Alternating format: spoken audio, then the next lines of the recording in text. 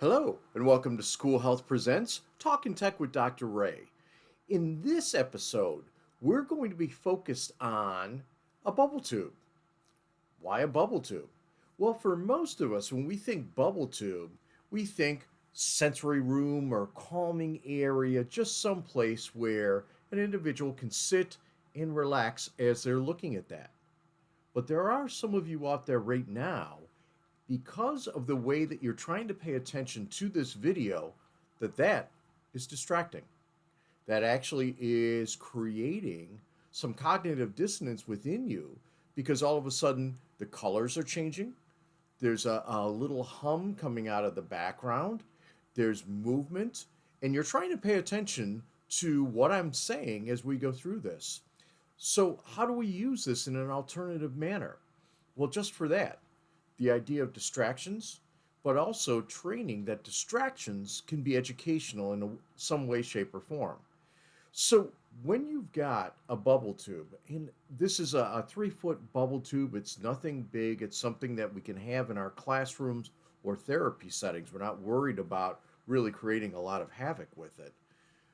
What we are able to do is other types of identification activities as well as activities where we can get a sense of that attention that may be paid and the attention that may be drawn away, again, due to visual input or auditory input as we go through.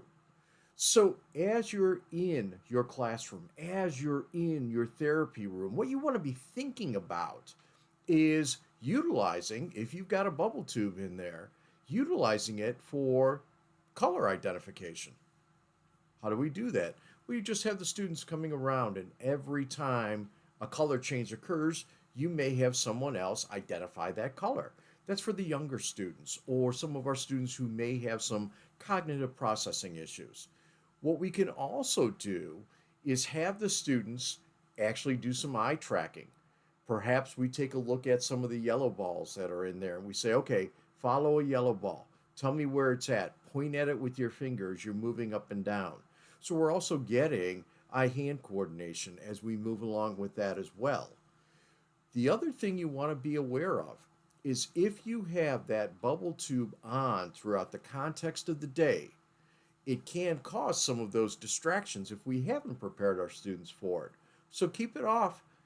Don't be afraid to have it in the front of the classroom if that's where, again, your relaxation area is going to be. But don't have it on all the time because, again, it can cause some of those distractions going back and forth. But utilize it. Utilize it as a tool because, again, what we're doing, and we're doing this in a very subconscious manner, is saying something that can be used for relaxation can also be used for education. And we want to start impressing upon our students that anything that they use can actually be utilized in a number of different ways, not just for educational purposes or gaming purposes or even relaxation purposes, but it can be utilized for all of these, just dependent on the context. Obviously, for some of our students, they won't get that right away. And so, what we're trying to do is actually, in essence, present to them how this can be used for different activities, and they're all fun and they can all bring a level of relaxation. So, bubble tubes, think about it. There's something that are not just for a sensory room. Pull them out, utilize them for learning activities, but also help students break down the barrier to being distracted by giving them opportunities to focus and then move back to what's happening. As always, I thank you for everything that you do, and I look forward to seeing you somewhere down the road.